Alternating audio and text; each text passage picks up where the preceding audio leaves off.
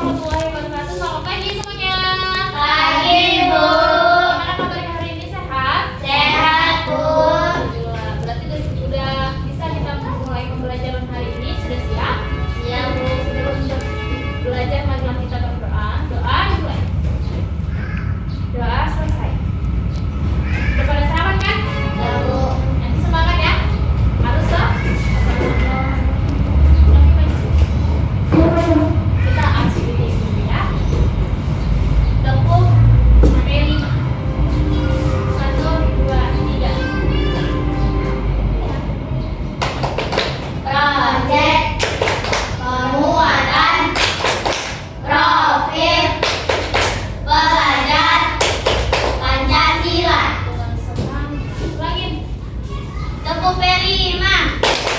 Proyek penguatan profil pelajar Pancasila. Oke, silakan berdiri.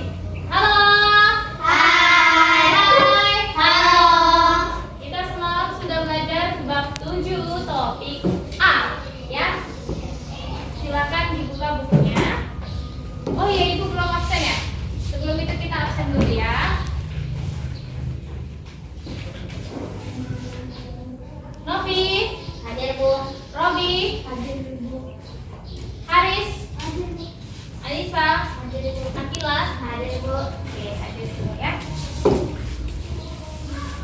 Buka bab 7 topik B. Dapat? Kemarin kita udah belajar di topik A ya, aku dan kebutuhanku. Kita mempunyai kebutuhan. Apa aja itu? Pangan, sandang, papan. Apa sih kebutuhan? Jadi kita bahas ya, kebutuhan itu adalah sesuatu yang harus kita penuhi di sehari-hari kita. Contohnya makan, minum, tempat tinggal, pakaian. Selanjutnya kita bagaimana sih aku memenuhi kebutuhanku? Bukaan di bukunya sudah terlihat. Oke. Untuk memenuhi kebutuhan kita sehari-hari itu kita membelinya menggunakan uang. Ya, jadi harus bekerja. Untuk peserta didik masih dibeliin sama orang tua ya. Orang tua kita bekerja kan? Bekerja mencari uang untuk memenuhi kebutuhan sehari-hari, beli beras ya untuk makan, pakaian untuk dipakai, dan rumah untuk tinggal. Ada kebutuhan manusia yang tidak dapat terpenuhi ya. Ada beberapa faktor yang mempengaruhi keterbatasannya pemenuhan kebutuhan manusia. Yang pertama, kondisi geografis di Indonesia. Yang kedua, ada sumber daya alamnya. Yang ketiga, ada sumber daya manusianya. Di kondisi geografis ini sangat mempengaruhi bentuk aktivitas pemenuhan kebutuhan manusia. Contohnya nih, untuk orang yang tinggal di daerah pantai, secara geografis berbatasan dengan laut. Ya, hal ini menyebabkan orang-orang yang tinggal di daerah ini mayoritas hanya dapat menghasilkan kebutuhan yang bersumber pada daya alam laut. Seperti apa? Ikan, lalu apalagi yang ada di laut? Kerang, terus udang, rumput laut, dan banyak yang lainnya. Kebutuhan pangan orang yang tinggal di laut ini seperti padi, baju, atau hasil pertanian pasti akan terbatas, mengingat kebutuhan sangat banyak terdapat di daerah dataran rendah. Begitu juga orang yang tinggal di dataran tinggi mungkin cukup sulit ya untuk mendapatkan kebutuhan hidup pauk seperti ikan karena posisi geografisnya yang jauh dari pantai dan laut. Untuk memenuhi mereka gimana? Mereka harus keluar dari daerahnya atau desanya untuk membeli ikan. Kalau daerah pegunungan pasti mereka turun.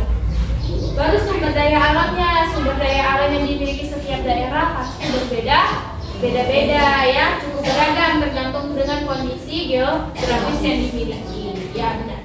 Jadi bagi orang yang tinggal di daerah dataran rendah itu sumber daya alam hasil tanahnya akan melimpah ruah ya. Sementara orang yang tinggal di daerah dataran tinggi memiliki keterbatasan.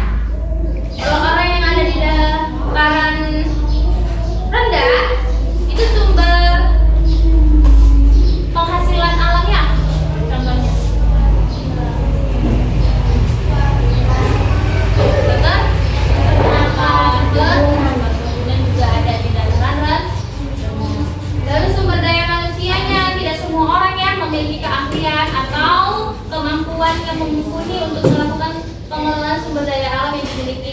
sekitarnya sehingga butuh orang lain untuk memenuhi kebutuhan hidup tersebut.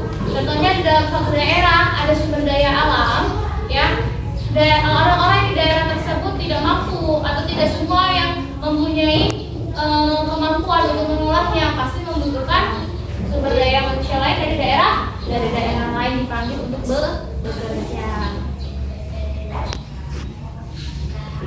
Bagaimana manusia memenuhi kebutuhan hidupnya dan uang sebagai alat tukar? Masa sebelum uang ditemukan, ada yang tahu nggak sistem apa yang dipakai? Barter, menukar barang dengan barang lain yang harganya sesuai.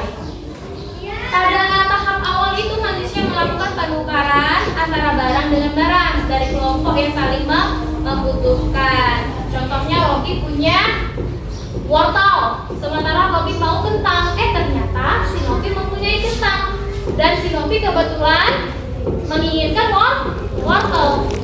Mereka bertukar. Si Robi dapat wortel dan si Robi dapat kentang. Itulah sistem Allah. Nah, tadi bagaimana sebelum uang ditemukan? Setelah ada sistem barter, ya kan, muncullah mata uang. Ya. Uang itu dia mempunyai fungsinya. Yang pertama sebagai nilai tukar, lalu sebagai alat ukur. Ya. Jadi misalnya wortel dihargai berapa, Robi? Contohnya wortelku dihargai berapa? 5.000. Nopi harus membayarnya dengan uang 5.000. Udah, ada yang mau dipertanyakan? Tidak ada, oke. Membutuhkanmu, ya, uang. Kita membutuhkan uang untuk memenuhi kebutuhan kita. Contohnya Robi tadi menghargai wortelnya 5.000, maka si Robi harus membayar dengan uang 5.000. Jadi fungsi uang itu sebagai nilai tukar, sebagai alat ukur, digunakan sebagai nilai yang dapat ditukarkan untuk barang tertentu sesuai dengan harganya. Tidak ada yang mau dipertanyakan? Tidak. Bukan di halaman selanjutnya, di situ ada merefleksikan. Silakan dikerjakan dari nomor 1 sampai 5. Jawabannya seputar tentang apa yang sudah kita bahas bersama-sama. Silakan dikerjakan. Oke, udah selesai? Sudah, silakan jawab nomor 1. Apa fungsi uang? Sebagai alat tukar. Sebagai alat tukar. Tadi kita sudah mengerjakan soalnya. Yang selanjutnya ada PR 1 sampai 3. Silakan kerjakan di rumah. Jawabannya masih seputar aku membutuhkanmu atau bagaimana memenuhi kebutuhan. Silakan buka bukunya.